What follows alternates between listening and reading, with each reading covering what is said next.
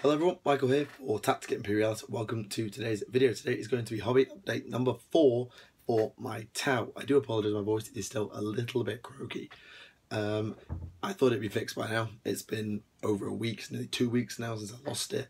And as you can tell, it's not all the way back. It's alright, I can talk. So I wanted to get this video out because I know while I didn't have my voice, I couldn't make any content whatsoever. So today is a hobby update. We've got 3 models to show off. I know only 3, but there's a lot of talking to go on, particularly with a couple of them, as to where we're going in terms of future stuff, because I now have a plan in terms of future projects that I want to do as far as this army goes. So I know where I'm going next, as well as what I've got, what I'm going to be developing, and I want to talk about these miniatures at the same time as I do that. So we're going to start off with the oldest miniature, and then we're going to work our way forwards, starting with a miniature that I featured in the channel update when I got back from holiday. And then we've got 2 very, very special miniatures that I want to show. So this is hobby update 4 for my Tau. Let's get started. To start us off, we have the XV95 Ghostkeel Battlesuit with Fusion Collider, Ghostkeel Electro Warfare Suite, and Twin-Linked Fusion Blaster. Oh, and some hollow photon countermeasures to go with it. This I've already mentioned before in my channel update. I said I had a Ghostkeel, and well, here it is.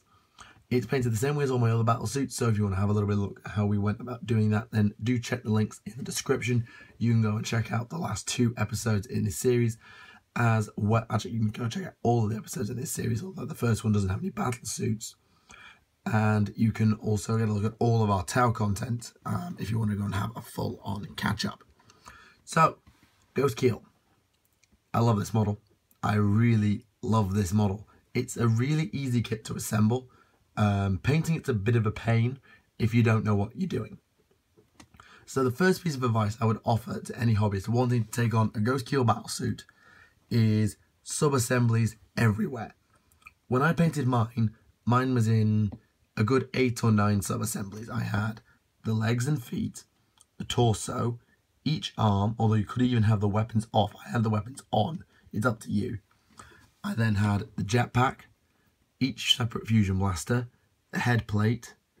I think I had the shoulder pads on. But yeah, I had 1, 2, 3, 4, 5, 6, 7, 8 sub-assemblies on the go. And I painted each one before I glued it all together. I made one mistake in the assembly process. The main mistake I made is that after I'd done the base coat, I had a game like the next day. My voice was just starting to recover, so I thought, I'll be alright, I'll give it a go. So I built the Ghostkeel and I used it fully assembled and fully base coated. Which meant that when it came to doing all of these highlights, as you can see in the ice blue highlights, or Lothern blue, sorry, I still talk gold paints, Lothern blue highlights that I so like to do on my battlesuits, as you've seen in the past. Oh my goodness, it was a nightmare. Particularly down here in the legs, you can see it's a little bit messy. Simple reason for that, I could not get it any neater. But it follows the paint scheme of all my other battlesuits. So we've got Cantor blue, washed down with Nuln oil, edge highlighted with Lothern blue, and then an ard coat glaze. For the jetpack and the weapons, we have a mix of Mephiston red, Trollslayer orange, Administratum grey, and for the weapons and support system, we have Avaland sunset as well. We also have Ironbreaker. All of that was then washed down, with the exception of the white and the yellow. I don't like washing this yellow. If you look at the fusion blasters, it's a bit mucky. I don't really like doing a black wash, but I don't really know what wash I would do for yellow. So if anyone has a suggestion for what wash I should use for washing yellow bits, do feel free to let me know in the comment section. And I don't like doing it on the white. I have done it on the white on one miniature, we'll see later, but I'm not the biggest fan of it. The red, however, I'm more than happy to wash down. I then left these central plates highlighted back up. I rebase coated them basically, and then edge highlighted with I think it's Trollslayer orange, which I had to do in several coats because good grief, it's a pain. Trollslayer orange is so thin, it never leaves a proper coat, even as a highlight. I have to do most not edge highlighted Trollslayer orange codes at least twice.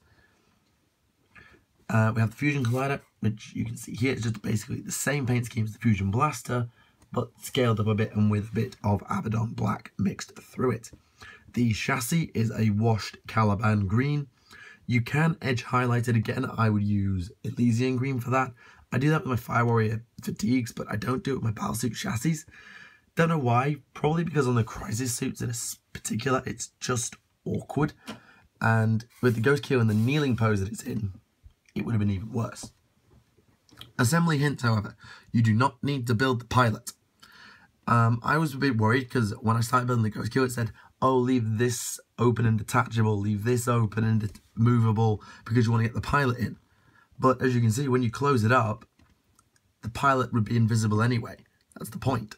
So you don't need to build the pilot if you're going to close your Ghost Keel, which would save you an almighty amount of hassle, I will not lie. So I would advise doing that in general, just don't bother. Plus you get some spare parts if you want to customize a Fire Blade or a Fire Warrior, just to look a little bit different. You've got some extra parts to go with it. The kneeling pose, this is probably the most standout thing on this Ghost Keel. It's not quite kneeling, so I just turn this baby around. You can see it's crouched, but I couldn't get the knee to the floor because it's on a ball joint. Now that's great, makes it very posable, and the fact that this section here joins to this section means that you can actually create these kneeling poses. So I managed to create a low profile for the Ghost Keel. It wasn't quite knelt down, but this is as near as you're going to get on a battle suit. There's a very specific reason I wanted to do that. It's a stealth suit. It might be a monstrous creature, but at the end of the day, it's a stealth suit. It's designed for infiltration, long periods of time behind enemy lines. It's going to try and keep a low profile. And in the heat of battle, yes, I know it's got its stealth field and the stealth drones, which I actually haven't painted yet, but it's still going to want to keep a low profile, even when it's firing. So you could imagine it's recoiling from a shot because it's just firing its Fusion Collider. You could imagine that it's trying to punch something that's in front of it because it's in the way. Or you could imagine it's just hunkered down in some terrain. You've got many options for it. It should be good. So that's why I've gone with that. I know technically, in terms of like line of sight stuff, it's a little bit cheesy, but it wasn't my intention. I just wanted it to look cool. If I'd have done it on something like a Storm Surge, bent it over, and had it so it was like laid flat, then yeah, I'm cheating the game with that pose. But I like this kneeling pose. I would have done it on a Riptide, and I might still do it when I do a Vesa, but we shall have to see whether we do that. But I've got it on my Ghost Keel, which I'm still working on a name for. It's going to be a female Ghost Keel. Don't know why. I want this. I think it should be a female Ghost Keel. And if anyone has a name suggestion, do feel free to let me know because I'm not very good at town names. But this is only one miniature out of 3. I'm going to show the next 2 together because they link together very closely and they tie into where we're going next. Say hello, ladies and gentlemen, to Commander Bravestorm and Commander Torchstar, 2 of the 8 that lead the Farsight Enclaves. And you probably noticed that they look very, very different. For those who maybe haven't seen the previous episodes or haven't seen my Tau army before, this is what a Crisis battlesuit looks like. It's blue. It's blue with a red jetpack and a green chassis and some white bits. Now look at these 2. They're red. They have blue jetpacks. They still have the green chassis, but they have blue jetpacks. Why? Well, they're the 8. This is something I'm going to do with the 8 and the 8 alone.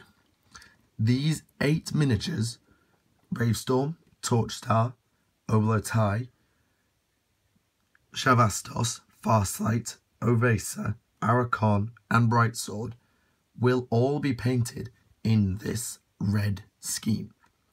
For 2 reasons. One, it's a commander, so I can use it as the inversion of my Crisis scheme. This works for Torchstar, Shavastos, Farsight, Brightsword, and Arakon, but it doesn't work for Oblotai, Ovesa, and hang on, I've missed one. Oh, who have I missed? Never mind. So it doesn't work for Ovesa and Oblotai, but for the other 6 who are all commanders of some sort, it works just fine. They are chassos, and their battle suits are the inverse colour scheme as a result. Second of all, it's the 8, and the 8 wear red. They wear Farsight's red armour, as the rest of the Enclaves do. And my army is from Salachet, which is one of the Farsight Enclave worlds. But if the 8 are going to come and fight alongside Salachet, why would they change their armour and battle suits and just give them a repaint when their iconic suits should be left pristine in their standard appearance? So I left them red. Now, obviously, you've noticed they don't look exactly like the 8. If any of you own the Farsight Enclave supplement, you'll know that they're slightly different in terms of paint scheme.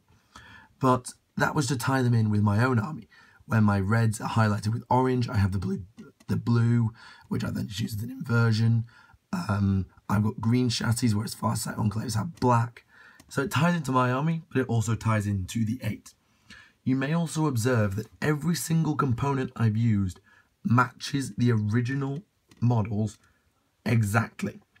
So on Bravestorm, it's the same torso, same head, same antenna, same legs, same crotch armor. The only thing I've changed is the actual arms, but that was more for posing reasons than anything else. Same with Torchstar. She's got one antenna larger than the other. She's got a slightly smaller one. She's got no knee pads, whereas Bravestorm does. And ironically, neither of them have, actually none of the 8 have this little shoulder pad. None of the 8s have a shoulder pad, which I would have thought for Iridium armor particularly, Bravestorm would have had them. He doesn't. He has some white on one of his shoulders, but he doesn't have shoulder pads. So, in terms of colour scheme, think of everything I talked about on my battle suits, but reversed.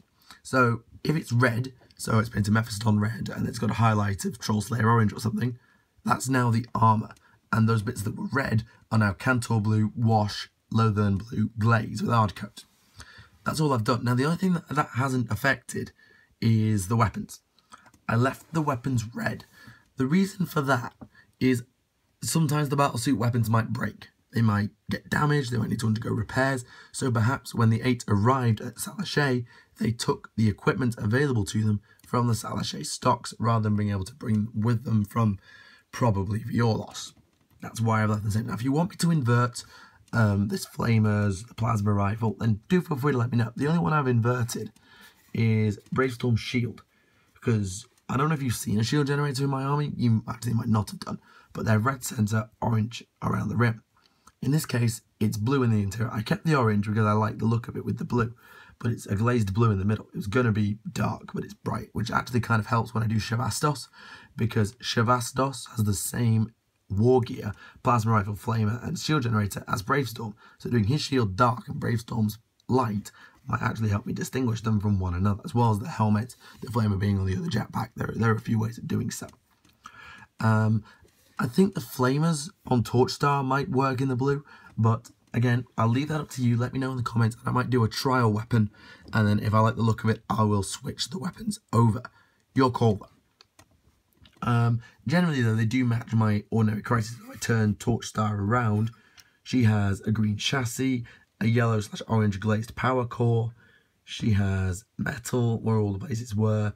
The only thing that's changed is that the battlesuit armor and the jetpack have changed color scheme. They've swapped with each other.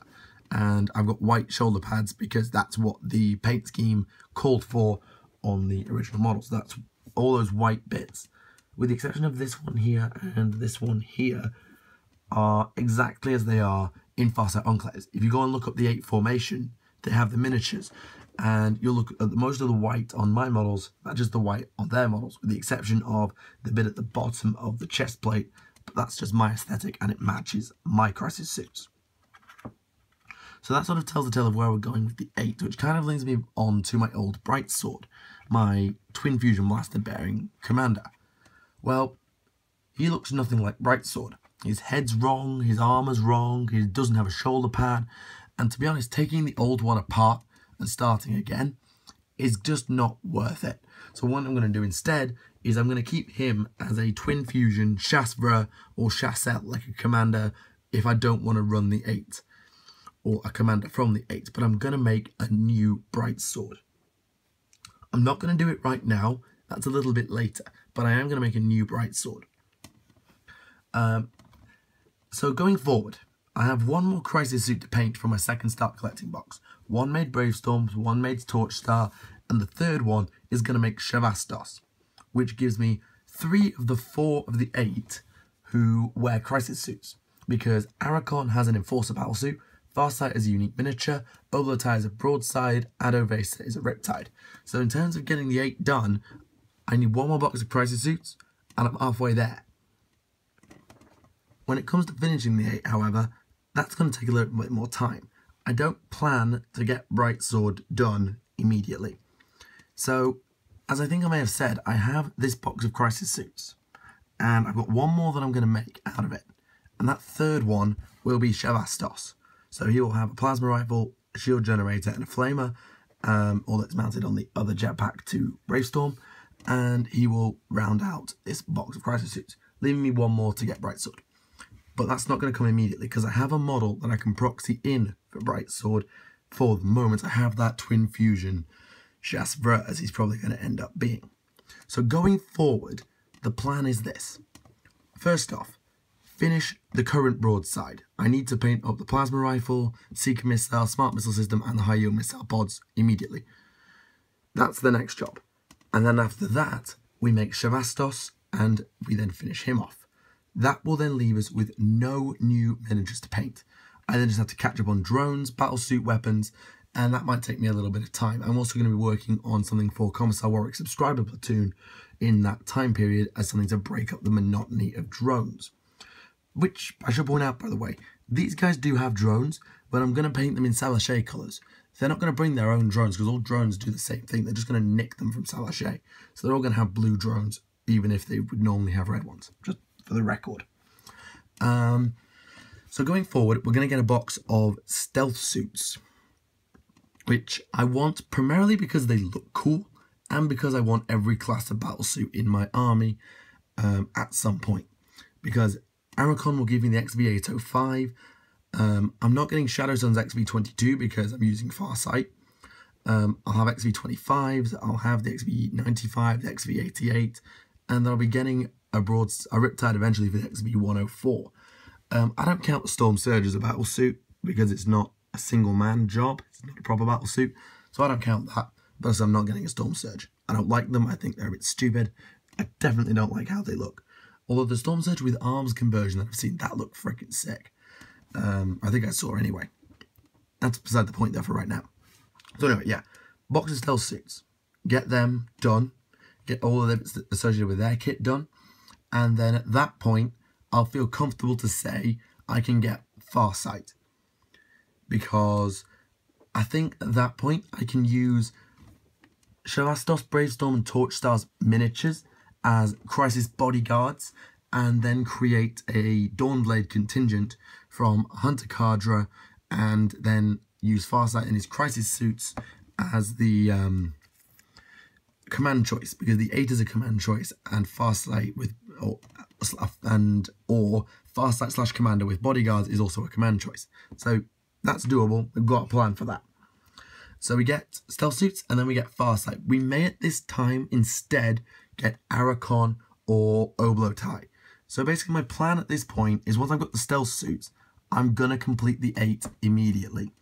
So that means I'm going to get Oblotai, Farsight, Arachon, Ovesa, and then probably another start collecting box, which will allow me to create a proper Hunter Cadre with 3 squads of 10 in the core section, if I want to. It'll allow me to create a Retaliation Cadre, which is the other core choice for Farsight, which does force you to take a Riptide. I won't be able to run the 8 in that formation. And it would also give me the 8. I'm probably going to get Ovesa last, by which I mean the Riptide. Because, I don't know, I feel like I want that to be the crowning glory. It's either going to be Riptide or it's going to be Farsight that I get last of all. I haven't decided which, but I love Farsight enough that I'm probably going to get him first out of those 2 old friends. I'll probably get Farsight before I get Ovesa. So we've got options going forward, but the plan at this point is complete the 8 as quickly as possible, plus some stealth suits, because I just like stealth suits. I think they're cool. I'll probably also add a second Piranha at some point, because Piranhas are very, very handy, and I'll be able to use all of those drones by not putting them on my battle suits, and I'll be able to make a drone net, because that's an awesome auxiliary choice to complete the Dawnblade contingent. It's about 250 points, it's 4 units of minimum size 4 drones, but the buffs you get, particularly if you're running then the 8 alongside that drone net, is ridiculous. So that's the plan. Stealth suits, the 8, including a start collecting box to allow me to get some more Fire Warriors, and I'll probably sell the Ethereal or make a second Fireblade, depending on what I want to do. And then I think we're pretty much at the end of Operation Tau, because the 8 alone costs 1500 points, and a decent sized Hunter Cadre, which I'll be able to make, is pretty expensive as well, because I'll have the Ghost Keel, I'll have the Stealth Suits, I'll have the Piranha, or maybe 2, I'll have to have a Commander in there, I'll have my Fireblade, I'll have options going forward in terms of like making stuff work, and I'll have a second broadside because I'm planning to get a second one for Oblo Tie, so we're going to have options. Now, there's been a new FAQ for Tau, and the 8 have gained a new rule, or they've lost independent character, and they've gained a rule where they actually get to fight as a unit, which is good and it's bad. I'll talk about it when I eventually get round to reviewing the Farsight Enclaves, but for now, I think it's a quite cool little errata. Anyway, I'm going to wrap this video up because my voice is going to go and my memory is going to go with it. So, thank you very, very much for watching this video. I do hope you've enjoyed it. Sorry if my voice has been a little bit croaky, but I wanted to get this content out to you. As for the next update, I'm not sure when that will be. It will probably be once we've got the Stealth Suits and Shavastos, and probably one more of the 8, whether that's Arakon, Oblo Tie, Farsight, doesn't really matter at the moment. But you will see another update in the future when I think I'm ready to give you one. So, thank you very much for the video. I do hope you enjoyed it. Make sure to leave a like if you did, and subscribe if you have not. I really would appreciate it. My name is Michael for Tactica Imperialis. Until the next time, I'll see you all again. Bye for now.